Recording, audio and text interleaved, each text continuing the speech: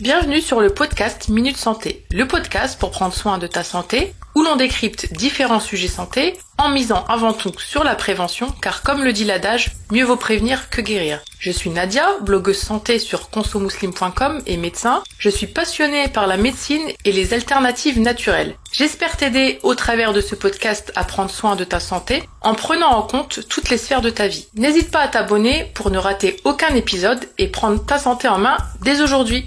Bienvenue dans ce nouvel épisode du podcast Minute Santé. Dans l'épisode du jour, j'accueille à l'occasion de la sortie de son nouveau livre, Le régime SOPK, Angélique Coulbert, qui est diététicienne nutritionniste, formatrice et conférencière. Elle est l'auteure ou co-auteure de plusieurs livres de référence sur l'alimentation et la santé, tels que Je mincis avec le régime IG-BA, La meilleure façon de manger, Le nouveau régime IG, ou encore le régime IG-diabète. Je vous ai aussi parlé d'un des livres qu'elle a coécrit dans l'épisode 40, qui s'intitule Je résiste mieux au stress. Et elle a écrit bien d'autres livres, tout cela aux éditions Thierry Soucard. Le régime SOPK, écrit par Angélique Coulbert, est un livre qui propose un programme nutritionnel spécialement conçu pour les femmes atteintes du syndrome des ovaires polykystiques, SOPK, et ce programme vise à améliorer la résistance à l'insuline associée à ce syndrome. Le livre est sorti le 21 août. J'ai consacré un épisode du podcast sur le syndrome des ovaires polykystiques. Je vous invite à aller l'écouter ou le réécouter. Je vous laisse maintenant avec l'échange que j'ai eu avec Angélique Coulbert et je vous souhaite une bonne écoute. Bonjour Angélique. Bonjour à toutes et à tous. Je vous remercie déjà d'avoir accepté de participer à cette interview. Et je vous remercie d'abord de m'inviter, c'est très gentil à vous. Et puis j'espère qu'on va pouvoir bien échanger aujourd'hui et que je vais pouvoir apporter plein d'infos à celles qui vous écoutent, à celles et ceux qui vous écoutent. Peut-être que vous avez aussi des hommes qui peuvent être intéressés par ça parce que ça touche leur compagne. C'est ça, tout à fait. Pour commencer, est-ce que vous pouvez nous parler un peu de vous, de votre parcours en tant qu'experte en nutrition? Oui, alors c'est toujours compliqué de se présenter, mais je vais essayer de faire court. Je suis diététicienne et micronutritionniste depuis plus de 20 ans. Je ne vais pas dire la date exacte. Et je m'intéresse énormément aux études scientifiques et aux études cliniques. C'est pour ça que je me suis rapidement rapprochée des éditions Thierry Soucard parce que ils sont très avant-gardistes et surtout très scientifiques. Donc c'est important aussi avec tout ce qu'on a en ce moment autour de nous de savoir un petit peu dénouer le vrai du faux. Il existe au niveau mondial énormément d'études. Donc d'études cliniques, donc faites sur des hommes, sur des femmes, et souvent c'est pas vulgarisé, c'est-à-dire que ça reste vraiment dans les tuyaux des scientifiques et personne ne met ça avec des phrases simples pour faire comprendre ça à tout le monde. Et mon objectif, moi depuis 20 ans, c'est un peu ça. Enfin, depuis 15 ans que je travaille aussi pour les éditions Thierry Soucard, c'est d'essayer de décrypter alors ce qu'on peut avoir sur nos étiquettes alimentaires, mais décrypter aussi toutes ces études cliniques qui sortent au niveau mondial. Donc pour vulgariser, pour vous apporter vraiment de l'info très concrète.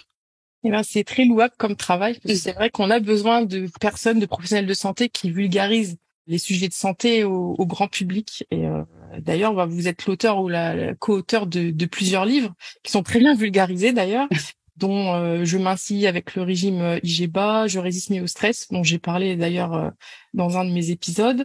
Le dernier livre qui sort, du coup, c'est le régime SOPK, donc syndrome des ovaires polykystiques. Et vous proposez à travers ce livre, donc, si j'ai bien compris, un programme nutritionnel qui est spécialement conçu pour les femmes atteintes du syndrome des ovaires polykystiques. Donc, est-ce que vous pouvez nous parler un peu de ce livre et surtout de ce qui vous a motivé à écrire sur ce sujet spécifique? Oui, alors c'est vrai que à première vue, tout le monde me disait mais pourquoi tu écris sur ce syndrome des ovaires polykystiques? Moi-même je ne suis pas atteinte de ce syndrome. Je n'ai pas forcément dans mon entourage très proche des femmes qui sont atteintes, mais comme je vous disais tout à l'heure, comme je regarde, on va dire tous les jours, des études scientifiques et des études cliniques depuis plusieurs mois, voire depuis plusieurs années, je vois des études qui tombent dessus. C'est positif et je me disais mais tout ça au niveau alimentaire et aussi complément alimentaire, ça aussi c'est important. Ça veut dire que dans cet ouvrage j'aborde aussi des vitamines, des plantes, des nutriments qui peuvent être bénéfiques en cas de syndrome des ovaires polykystiques. Donc de plus en plus d'études tombaient entre guillemets, voilà. Et je me suis vraiment dit, il faut que j'essaie de vulgariser. Je regardais les livres qui existaient, rien n'était si. Alors il y avait des livres plutôt de type journal intime. Je suis atteinte de cette maladie. Qu'est-ce que j'ai fait? Donc je vous Oui. propose un petit. C'est pas ce que je voulais faire. Je voulais vraiment, voilà, je voulais pas non plus expliquer tous les tenants et les aboutissants de cette pathologie, mais plutôt vraiment, comme on disait tout à l'heure, apporter des réponses concrètes, quoi. Donc c'est ce qui m'a motivée pour écrire ce livre, hein. D'accord. Pour en revenir au livre, est-ce que vous pouvez justement nous expliquer en quoi consiste le régime spécifique que vous proposez dans ce livre pour justement ces femmes atteintes de SOPK? Ouais, alors c'est très simple. En fait, dans les études, je me suis quand même rendu compte qu'il y avait tout, on va dire, les cycles irréguliers, on va dire le fait d'avoir de l'acné, d'avoir une hyperpilosité, tout ça, c'était relié au fait que les femmes fabriquent trop de testostérone. Et pourquoi elles fabriquent trop de testostérone, pourquoi leurs ovaires fabriquent trop de testostérone, de plus en plus d'études montrent du doigt l'insuline. Et l'insuline, ça, c'est l'hormone qu'on fabrique quand on a une glycémie, un taux de glucose élevé dans le sang. Et apparemment, voilà, toutes les études montraient que ces hyperinsulinémies chroniques, le fait de fabriquer trop d'insuline, boostait les ovaires à fabriquer de la testostérone, bloquait les petits transporteurs de testostérone. Et ça, c'était vraiment le point de départ. Et écrivant des livres sur l'index glycémique depuis une quinzaine d'années, je me suis dit, mais alors voilà, là, la clé, elle est là. Elle est là. Il faut donner à toutes les femmes qui sont atteintes de SOPK cette clé-là, le fait de leur dire, si on vous adoptez un régime alimentaire, parce qu'on peut être, quand je parle de régime alimentaire, c'est pas forcément un régime amincissant, on a des femmes qui... Un mode d'alimentation, quoi. Tout à fait, un mode d'alimentation.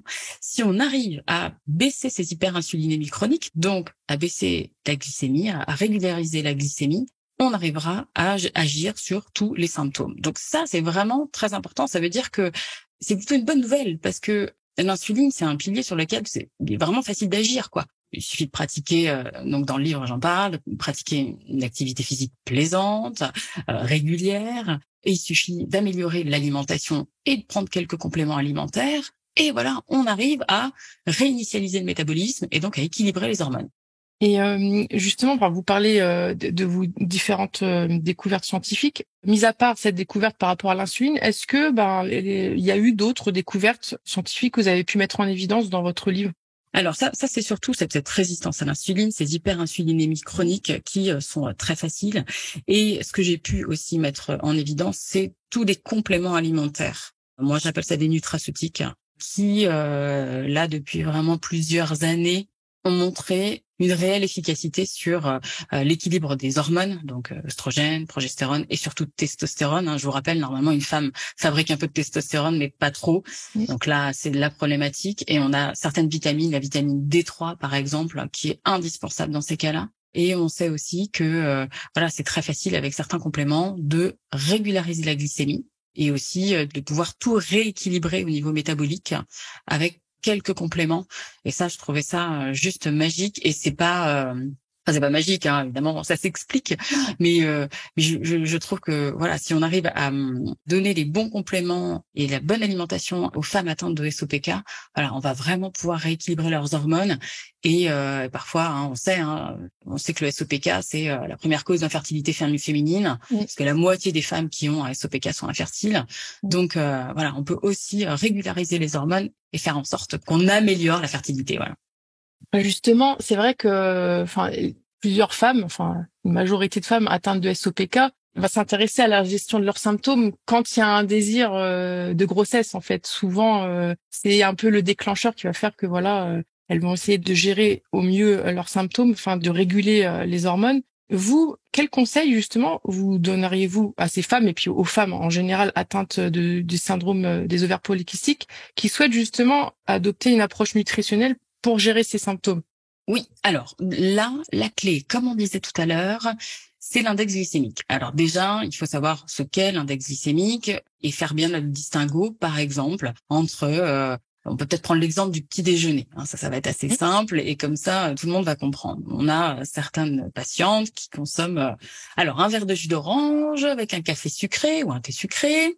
Et puis, de la baguette, donc du pain blanc classique, une baguette classique avec un petit peu de confiture dessus. là, vous êtes sûr que si vous consommez ce type de petit déjeuner, vous allez vous faire une hyperglycémie, donc le taux de glucose va augmenter dans votre sang, et en réponse, le pancréas va aller fabriquer de l'insuline, d'où les hyperinsulinémies. Donc évidemment, si c'est sur un repas, c'est pas grave. Si vous faites ça matin, midi, goûter, soir, 365 jours par an, vous vous doutez bien que là, ça peut être problématique. À l'inverse, voilà, ce qui peut être très simple, c'est de se dire, alors le matin, qu'est-ce qu'on va pouvoir consommer? On prend une petite boisson chaude, froide, mais toujours sans sucre ajouté. Donc comme ça, on perturbera pas la glycémie. On va consommer un petit peu plus de fibres. Alors comment on peut faire? On peut manger un fruit, un vrai fruit, et pas un jus. Ou alors des fruits séchés, ça c'est possible aussi. Des figues, des abricots secs, quand on est à 2-3 quand même, vous mangez pas tout le paquet. Et une source de protéines. Alors protéines, ça veut pas forcément dire je mange un œuf, je mange une tranche de jambon, ça vous pouvez, y a pas de problème. Mais on peut très bien consommer un petit morceau de fromage, ça peut être possible, un yaourt ou un fromage blanc nature, ou alors, encore mieux, petite poignée d'amandes, petite poignée de noisettes. Et là, voilà, on casse un peu les idées reçues. Ok, c'est gras, mais c'est du bon gras. Et au contraire, vous ne modifierez pas votre glycémie, ça vous calera longtemps, et au moins vous allez apporter et des bonnes protéines, des bonnes graisses, des fibres. Et seulement si vous avez envie, voilà, au petit-déj, vous prenez, si vous le souhaitez, un aliment qui a un index glycémique bas, c'est-à-dire c'est pas de la baguette, c'est pas les céréales sucrées là du petit déjeuner, c'est un bon pain au levain ou alors un vrai muesli, ou il existe aussi dans le commerce des biscottes de seigle là, je vais pas citer de marque, qui sont parfaites avec un petit peu de beurre dessus, voilà, tout ça c'est parfait. Donc entre le premier petit déjeuner que je vous ai donné et celui-ci, c'est voilà, il y a la mer, et grâce à ça vous allez pouvoir limiter les hyperglycémies et donc limiter les hyperinsulinémies et donc la fabrication de testostérone. Donc, en fait, voilà, il suffit pas de tout révolutionner, il suffit d'améliorer un tout petit peu le petit déjeuner, le repas du midi, parce que vous ferez pareil avec des féculents, un index glycémique bas, c'est-à-dire le midi, le soir. Voilà, je vous explique bien comment, pourquoi des légumes secs, des lentilles par exemple, ou même des patates douces plutôt que des pommes de terre classiques, ou des pâtes cuites al dente plutôt que des pâtes très cuites. Voilà, il y a des toutes petites choses à faire comme ça, matin, midi, goûter, soir, qui justement, au final, progressivement, vous allez limiter ces hyperinsulinémies et donc vous allez vraiment régulariser et équilibrer les hormones. Vous voyez, c'est simple en fait. Oui, c'est ça. Et vous, en tant que professionnel, même si vous faites plus de consultations, est-ce que vous conseillerez à ces femmes, peut-être pas forcément tout au long, mais au début, de se faire accompagner justement par un professionnel de la nutrition pour être guidée par rapport à l'alimentation? Alors là, le but du livre était, et à chaque fois que j'écris des livres ou que je coécris des livres, on essaie d'être au plus proche de nos lecteurs et lectrices. C'est-à-dire qu'on va tout faire. C'est-à-dire que je vous fais 4 semaines de menu, je vous donne des recettes, je vous dis comment aller choisir vos produits dans les rayons. Ça c'est quand même un peu c'est aussi mon cheval de bataille, c'est-à-dire décrypter les étiquettes, savoir exactement ce qu'on achète. Donc petit à petit, pas à pas, on va dire, j'accompagne du début jusqu'à la fin pour que vous ayez toutes les clés, pour que vous compreniez bien. Donc bien sûr, vous pouvez aller consulter, alors ça peut être des diététiciens nutritionnistes, ça peut être des naturopathes aussi qui peuvent être sensibilisés à l'index glycémique bas. Et oui, ça vous pouvez très facilement vous faire accompagner. Normalement, avec le livre, vous devriez bien vous en sortir si vous suivez tout pas à pas. Normalement, c'est bon, il n'y a pas forcément besoin de se faire accompagner, mais ça peut être tout à fait compatible en une belle synergie si vous trouvez quelqu'un qui est sensibilisé à l'index glycémique. Et c'est vrai, en complément, il y a aussi votre livre Je mincis avec le régime IGBA. Et comme vous le dites, il est pratico-pratique, en fait. Donc, c'est des petits cahiers piliers de la santé, déjà, qui sont sous forme de programme, qui sont appréciables. Enfin, il y a on sent l'accompagnement, en fait. Et comme vous dites, il y a des listes d'aliments IGBA, les listes des courses, des menus. Donc ça, c'est vraiment, du pratico-pratique. Il y a une partie explicative, théorique, et tout de suite après, la mise en pratique. Et je trouve que ces formats-là, ils sont bien pour le grand public, et c'est un accompagnement de qualité. Il y a le deuxième aussi sur j'apprends à mieux manger. Enfin voilà, ils sont bien faits. Et puis j'aurai l'occasion d'en reparler à mes auditrices et mes auditeurs lors d'un autre épisode. Mais c'est vrai ce que vous dites. Alors moi, ce qui me semble important, c'est que nos lecteurs lectrices comprennent. Là, c'est vraiment cette partie théorique qui est quand même indispensable. Quand je faisais des consultations systématiquement, j'expliquais l'index glycémique avec un schéma assez simple, mais j'expliquais pour que les gens comprennent. À partir du moment où on a compris pourquoi on doit faire certaines choses, on les met beaucoup plus facilement en pratique.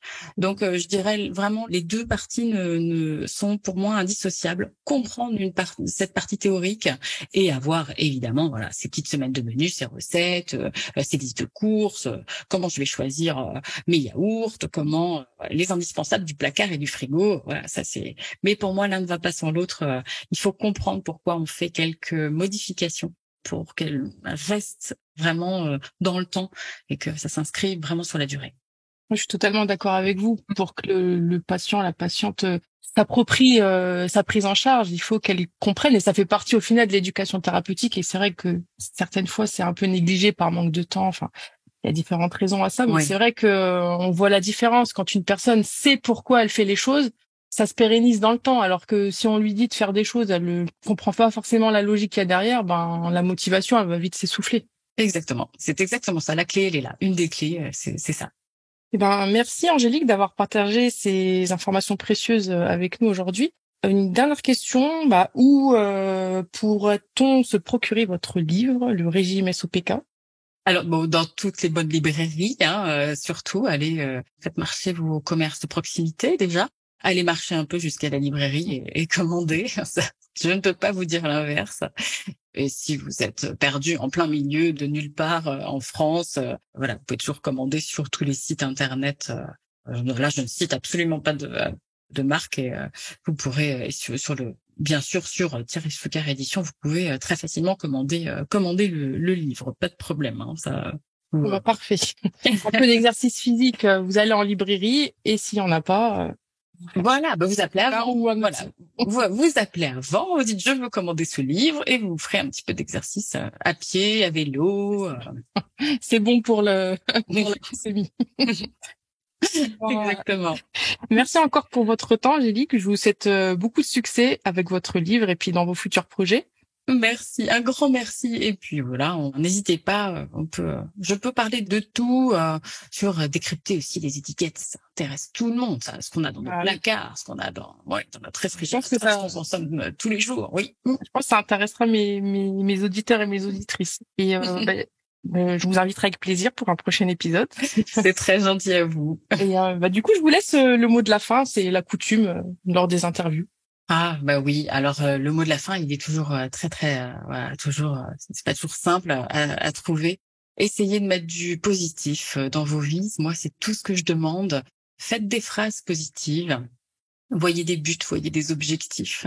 Et si vous êtes atteinte d'un SOPK, voyez-vous dans quelques mois, même quelques années guéri de cette pathologie, et normalement tout devrait bien se passer. Mettez-moi du positif dans vos vies et voyez le verre à moitié plein plutôt qu'à moitié vide.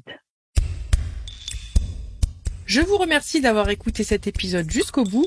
N'hésitez pas à le partager autour de vous. Le livre écrit par Angélique Coulbert, édité aux éditions Thierry Soucard, est disponible depuis le 29 août sur le site Thierry Soucard entre autres, ou bien dans votre librairie préférée. Je vous dis à bientôt pour un prochain épisode, et d'ici là, prenez soin de vous et de votre santé.